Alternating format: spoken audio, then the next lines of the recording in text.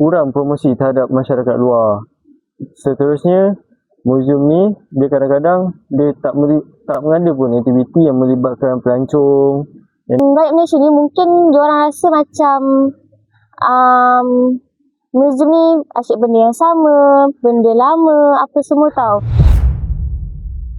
Hai, selamat petang. Kembali lagi di Podcast Lah Hari ini kita akan bincangkan satu topik yang hangat, iaitu kenapa Muzium Malaysia sunyi. Dan hari ini kita akan bersama dengan 4 tetamu istimewa daripada Politeknik Ibrahim Sultan. Jadi tanpa melengahkan masa, mari kita menyaksikan 2 segmen yang berbeza dengan tetamu kita.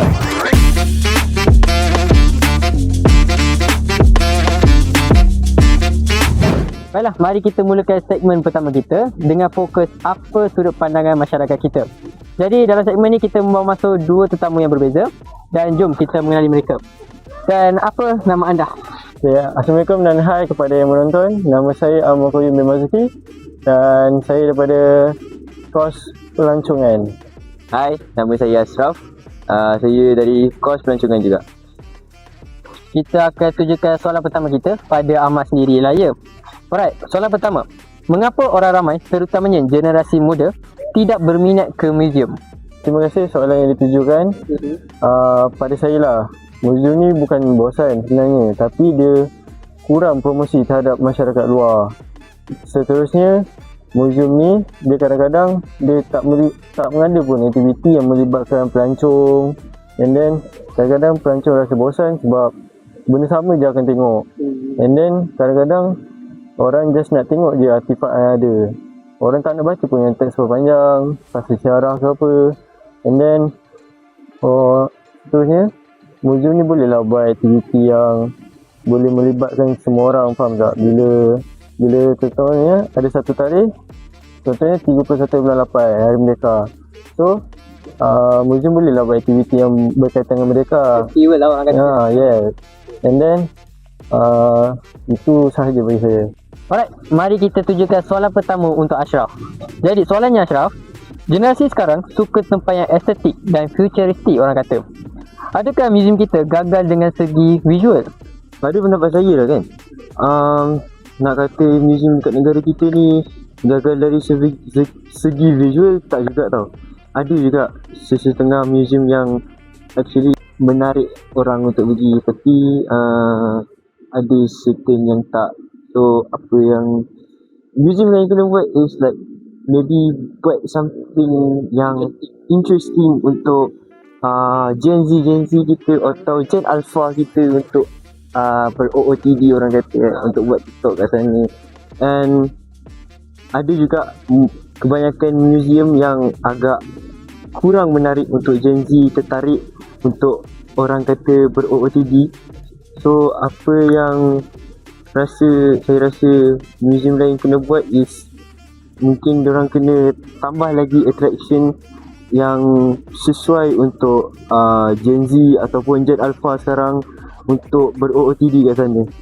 Jadi habis sudah segmen pertama kita. Kembali lagi di podcast kita selepas ini. Bye-bye.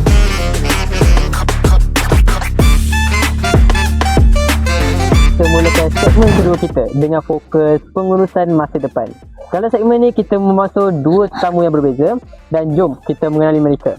Jadi perkenalkan diri anda semua. Okey, baiklah. Nama saya Khaira Ariana dan saya daripada kos tourism. Hai, nama saya Kavya dan saya pun dari kos tourism. Okey. Jadi tanpa melengahkan masa, mari kita tujukan soalan pertama pada tetamu kita. Jadi, saya tanya kepada Khaira dulu ya.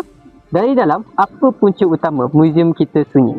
Okey, bagi saya lah yang paling ketara bagi saya lah about dia punya pemasaran.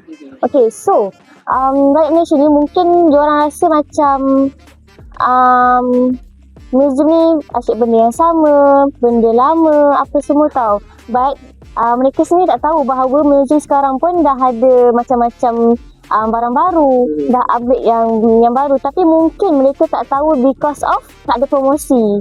Macam tu, terpromosi yang contoh macam influencer buat ke apa benda ke, diorang tak tahu macam tu. Alright, kita akan tanya soalan kedua dekat Kavya, iaitu muzium luar negara sentiasa penuh dan apa silapnya kita tak dapat nak tiru kejayaan mereka? Okey, bagi saya kita memang kurang menumpukan kepada pengalaman pengunjung berbanding dengan pameran semata-mata lah. Jadi museum di luar negara pun tak sekadar diorang mempamerkan barang, tapi mereka mencipta keseluruhan pengalaman. Jadi kita pun kurang memahami generasi muda yang mahukan keseronokan dan kesesuaian dengan gaya hidup mereka. Nampaknya kedua segmen kita dah berakhir. Jadi kita akan bertemu kembali di podcast yang seterusnya. Di Podcast Lah. Itu saja daripada saya, Vishnu Anakirawi, dan bye-bye.